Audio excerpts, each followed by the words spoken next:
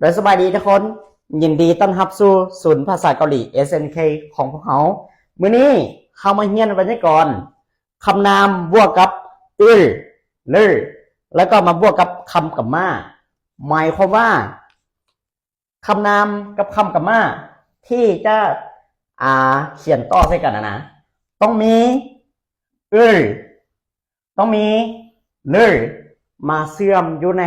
ระหว่างกลางเนาะทุกคนเข้ามาเบิ่งนำกันใส่กับคำที่มีตัวสะกดเลยใส่กับคำที่บ่มีตัวสะกดหมายความว่าจังไดทุกคนหมายความว่าคำนามมีตัวสะกดแม่นเฮาใส่คำนามบ่มีตัวสะกดแม่นเฮาใส่เลยเนาะทุกคนซึ่งตัวนี้แปลบ่ได้เนาะทุกคนเป็นตัวเชื่อมระหว่าง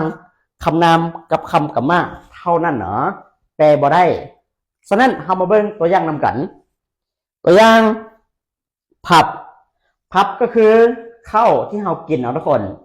ข้าวเป็นคำนามฉะนั้นคำนามมีตัวสะกดอยู่นี่เนาะทุกคน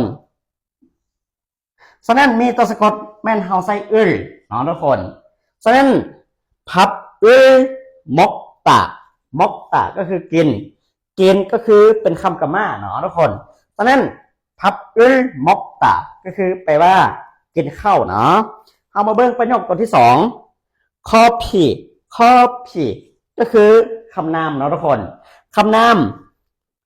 พีตัวนี้บ่มีตัวสะกดเนาะทุกคนฉะนั้นคำนามบ่มีตัวสะกดแม่นเฮาใส่เนาะทุกคน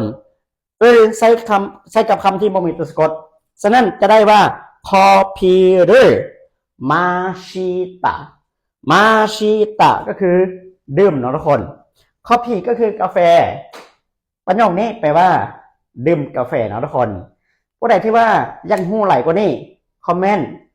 ใต้คอมเมนต์เนาะแล้วอาจารย์จะมาสอนวันนี้ก่อนต่อไปให้ทุกคนเบิ่งเจอกันคลิปหน้าทุกคน